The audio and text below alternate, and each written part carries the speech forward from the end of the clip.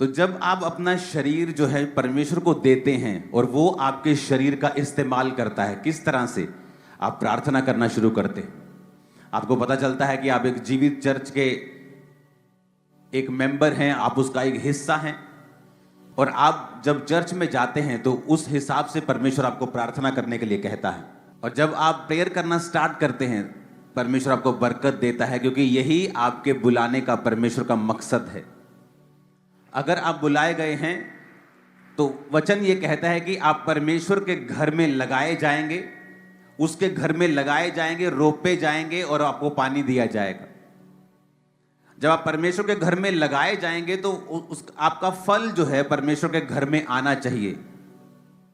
यानी आपका जीवन, आपका गिफ्ट, आपकी ताकत, आपका सांसारिक गिफ्ट, सांसारिक पहुंच, हर एक चीज का फायदा परमेश्वर के घर को, परमेश्वर के राज्य को होना चाहिए।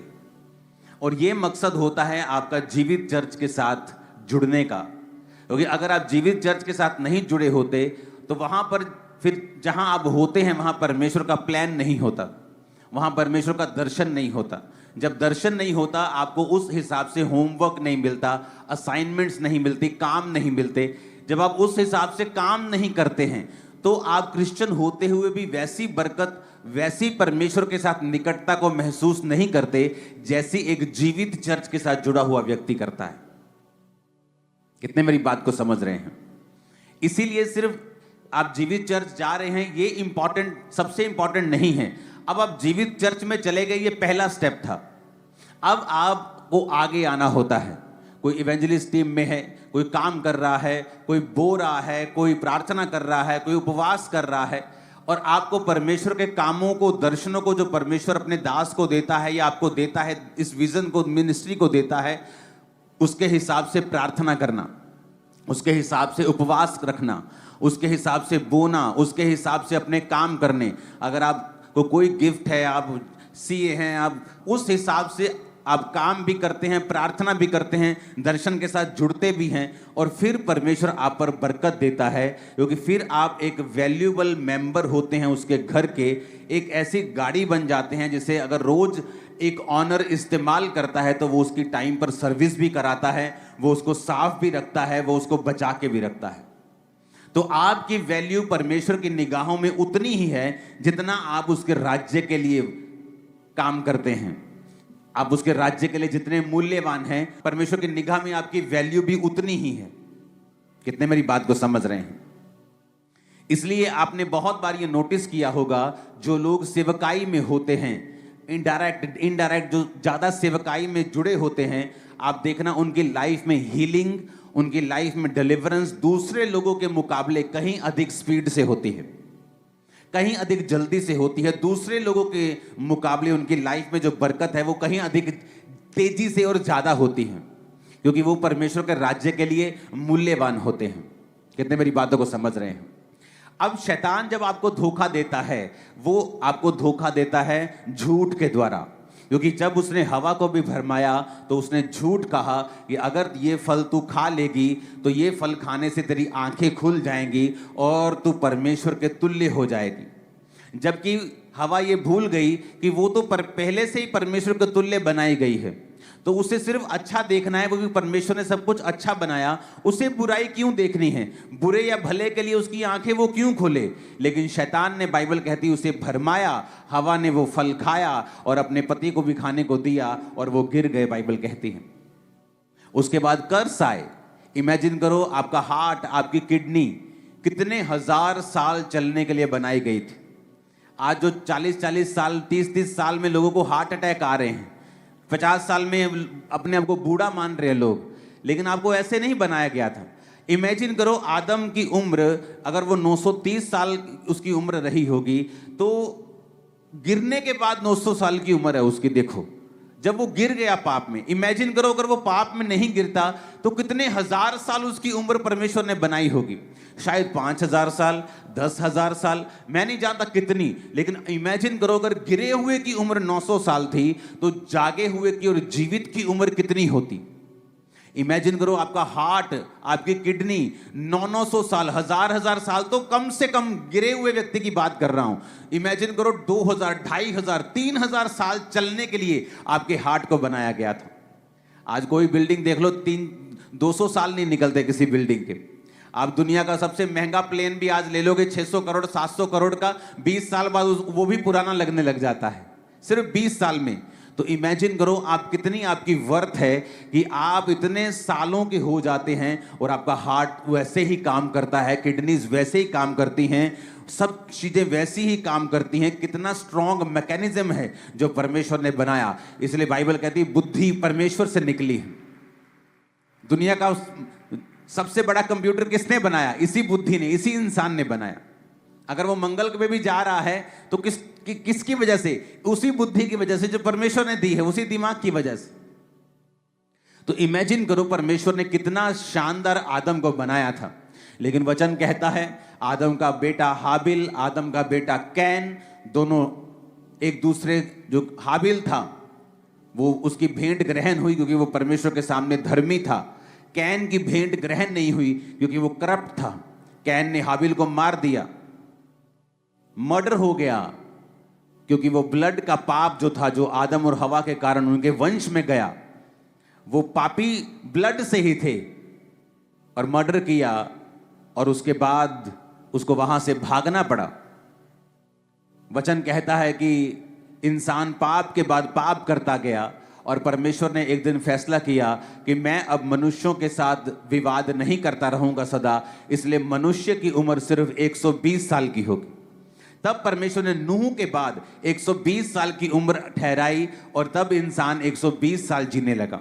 नूह तक सभी लोग 900 साल जीते थे, लेकिन उसके बाद लोग 700 साल जीने लगे, फिर 500, फिर 400, फिर 300, फिर 200। जल्दी जल्दी से उम्र जो थी वो कम होने लगी और एंड में 120 साल, जिस तरह मूसा 120 साल का होकर मरा, तो इस लाइन में परमेश्वर उस उम्र को आलाकर परमेश्वर ने टिका दिया और आज तो वो उससे भी आधी रह चुकी है। कई देशों में तो जो एवरेज उम्र है वो 60, 65, 66, 70 साल की रह चुकी है। जो पाप की वजह से 900 साल का आदम मरा और फिर पाप की वजह से 120 का हो गया और अब पाप की वजह से वो 65, 70 का ही रह गया इंसान। आप इमेजिन करो कि परमेश्वर ने जब इंसान बनाया था तो हजारों साल जीने के लिए बनाया था।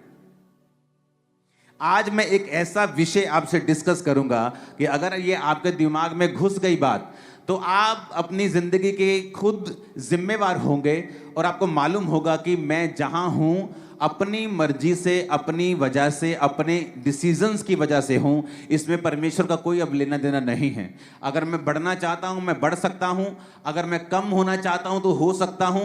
अब ये मेरे हाथ में है, क्योंकि बाइबल कहती है परमेश्वर ने आपको वर्ड दिया है, वचन दिया है।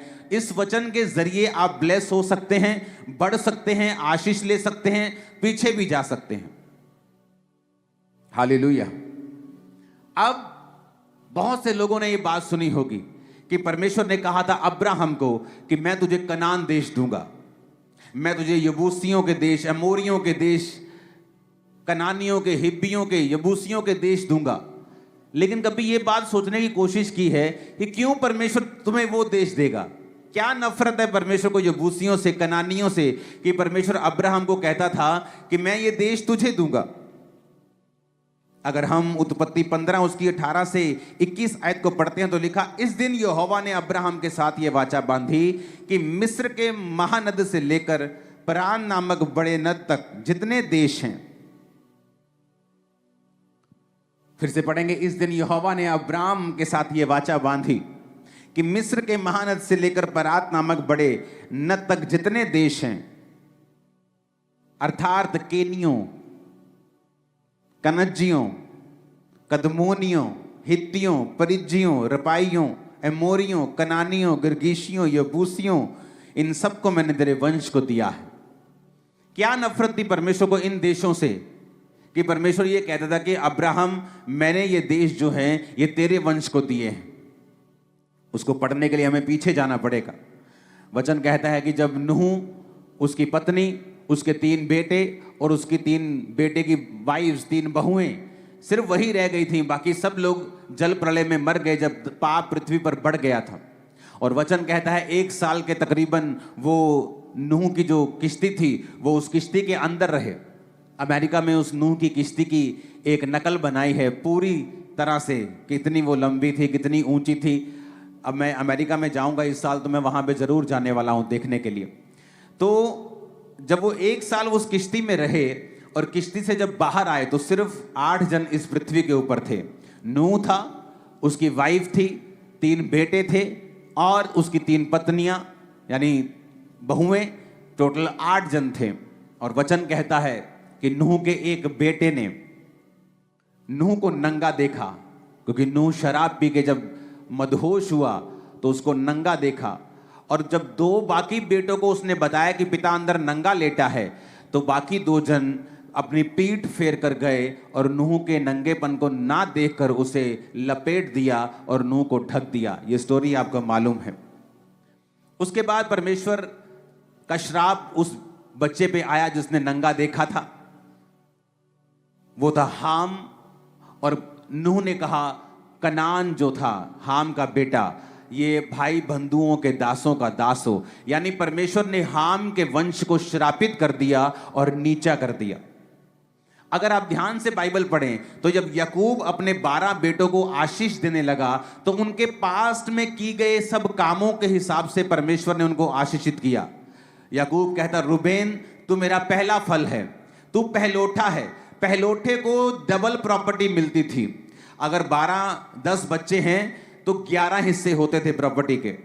तो 2 हिस्से एक बच्चे को मिलते थे और बाकी एक हिस्सा एक को मिलता था। अगर 100 रुपया है, उसको 10 में 9 में बांटना है तो उसके 10 हिस्से कर देते थे। तो 10 हिस्से मतलब कि 10 रुपए के 10-10 हिस्से हो गए। तो पहले बेटे को 20 मिलेंगे, बाकियों को 10-10 मिलेंगे। इस तरह से बंटवारा होता था। लेकिन याकूब ने क्या कहा कि तू बेटा मेरा पहला फल तो है, लेकिन तू औरों से श्रेष्ठ नहीं ठहरेगा, क्योंकि तू अपने पिता की पत्नी के साथ, यानी वो उसकी स्टेप मदर के साथ वो सोया था, उसने पाप किया था, व्यभिचार किया था। इसलिए उसने कहा तू दूसरों से श्रेष्ठ नहीं ठहरेगा, तू दूसरों से उत्तम नहीं जाएगा, तू ऊपर नहीं जा सकता, क्योंकि तू जल के समान उबलने वाला है। यानी तेरा कोई स्टैंड नहीं है, तेरा कोई तू एक जगह खड़ा नहीं होता। तेरा जिधर पाप ले जाता तू उधर चल पड़ता है।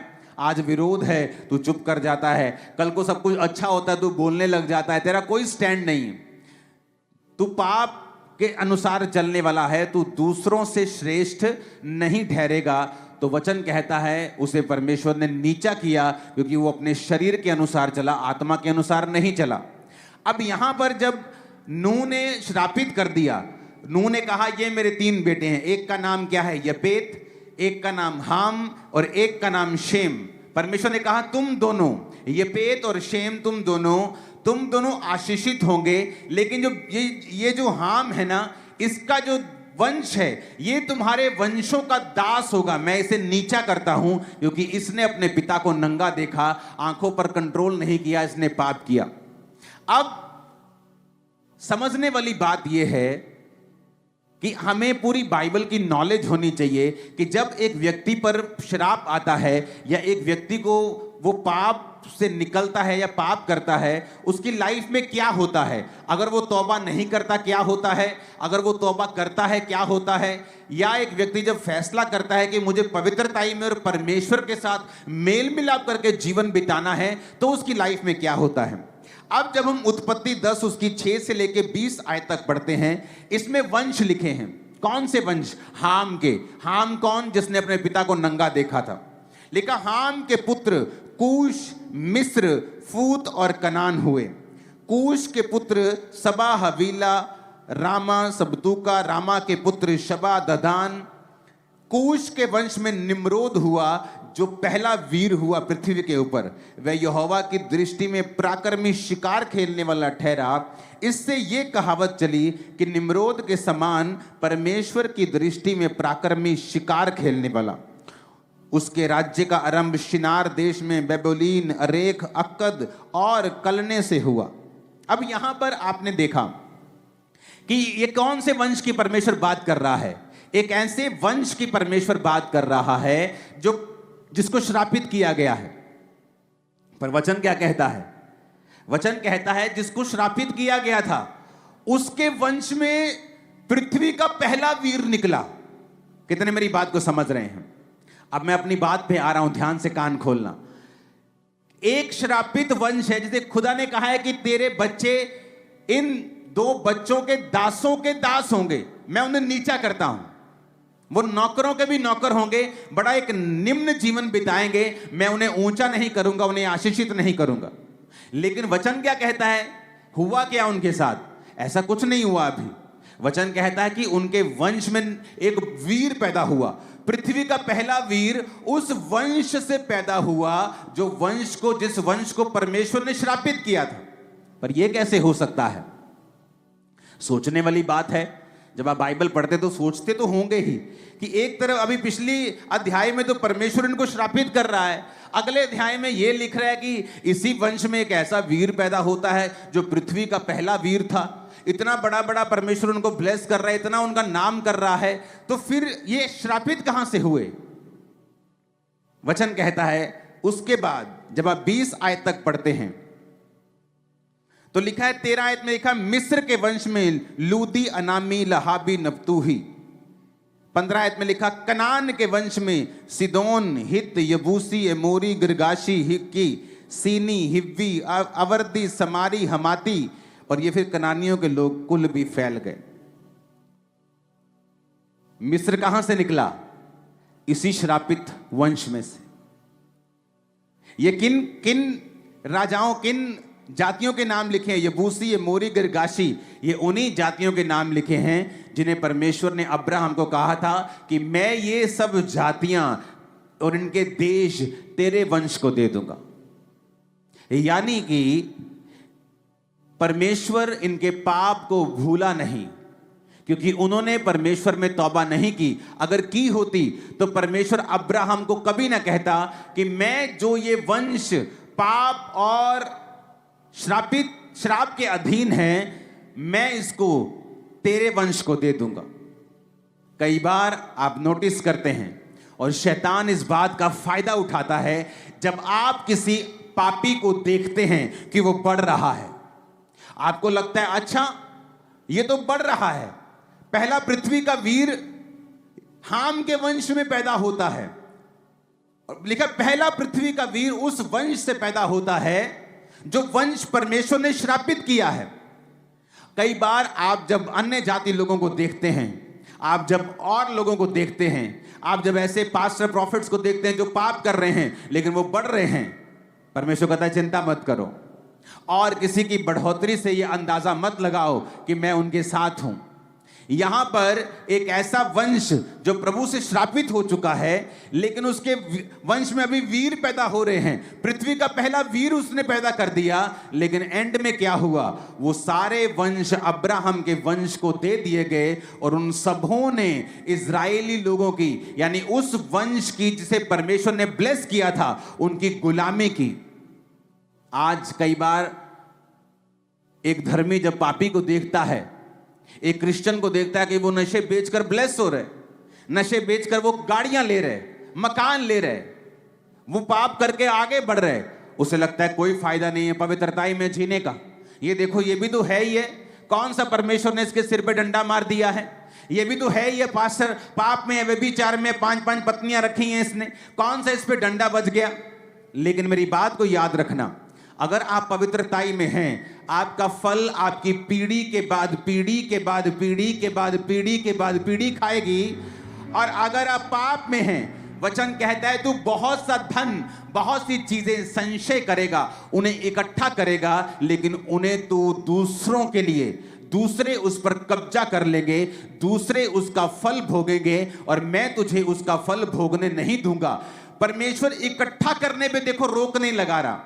जब वो इकट्ठा कर रहा है और कामयाब हो रहा है, परमेश्वर उसको रोक नहीं रहा, क्योंकि परमेश्वर एक एग्जाम्पल बनाना चाहता है कि तुमने इकट्ठा कर लिया, तुम्हारे पास बहुत कुछ हो गया, पाप से तुमने बड़ा कुछ कर लिया, लेकिन एंड में तुम्हारी एग्जाम्पल यही दी जाएगी कि देखो वो व्यक्ति किस तरह से काम करता था और परमेश्वर ने किस तरह से उसे औंधे मुंह गिराया है।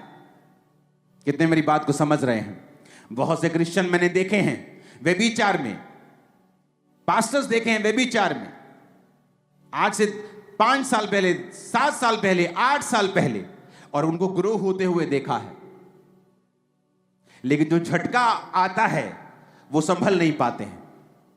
जब शैतान अटैक करता है और जब परमेश्वर अपने हाथ को उठा लेता है, वो सहन नहीं कर पाते हैं, उबर नहीं पाते हैं, उसके बाद कभी भी सेम नहीं रहते जैसे वो थे। पाप वाला जो जीवन है ये बड़ा डेंजरस है, क्योंकि हो सकता है आज आप गुनाह में हो और आशीषित हो रहे हो, फिर आप जब कंपेयर करेंगे कि मैं तो पाप में हूं लेकिन मुझे तो आशीष मिल रही है, देखो मेरे बॉस ने मेरी तनख्वाह बढ़ा दी, मेरे बॉस ने मुझे गाड़ी लेके दी है, देखो परमेश्वर मुझे ब्लेस कर रहा है, मेरी शादी हो गई है। लेकिन वो अप्रूव नहीं होता है कि परमेश्वर आपसे प्रसन्न है। ये संसार की आशीषें ये सबूत नहीं है कि परमेश्वर आपसे खुश है, केवल ये वचन एक स्टैंडर्ड है जो आपको बताता है कि प्रभु आपसे खुश हैं या नहीं है। आमीन। कितने मेरी बातों को समझ रहे हैं?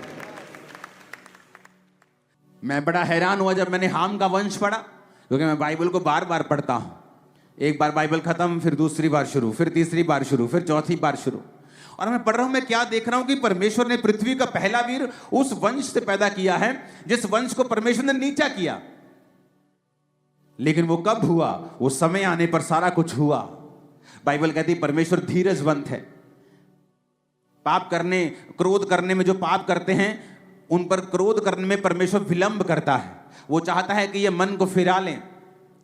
करुणा करने में बड़ी जल्दी करता है, दया करने में प्रभु बहुत जल्दी करता है। कोई झट माफी मांगता है, प्रभु उसे माफ कर देते हैं। लेकिन बाइबल कहती है क्रोध करने में, सजा देने में वो विलंब करता है, वो धीरज रखता है, वो धीरजवंत परमेश्वर है। आज आपको ये फैसला लेना है, क्योंकि जब आप पाप का जीवन जीते हैं तो इसका मतलब ये नहीं कि मुसीबतें अभी आपकी लाइफ पर आएगी, लेकिन आप एक ऐसी डायरेक्शन पर चल पड़े हो जिसका एंड 100% रॉन्ग, 100% रोने वाला और 100% फ्रूटलेस होगा, और उसका एंड बहुत भयानक होगा। लेकिन आज जो लोग पवित्रताई में जीवन जी रहे हैं उन्हें लगता है कि पवित्रताई में जीने का क्या फायदा है, पवित्रताई में जीने का कोई फायदा नहीं। लेकिन जब साल बीतते जाते हैं, महीने बीतते जाते हैं, और जो रिजल्ट फिर आपके लाइफ में आता है, मैं आपको बोल रहा हूं, जितने दिन यहां बैठे हैं, आपके वंश, आपकी पीढ़ी दर पीढ़ी आपके पवित्रताई के सामर्थ्य को देखेगी और एक बड़ा रिजल्ट उनकी जिंदगी में होगा। आमीन। मेरे को ऊंचे वाला और खतरनाक वाला चाहिए चर्च। Praise the Lord. अगर इस संदेश और प्रार्थना ने आपको आशीष दी है तो कृपया इस वीडियो को लाइक करें, अपने परिवार और दोस्तों के साथ शेयर करें और हमारे चैनल ANM मसीह परिवार को सब्सक्राइब करना न भूलें। परमेश्वर आपको और आपके परिवार को भरपूर आशीष दे। आमीन।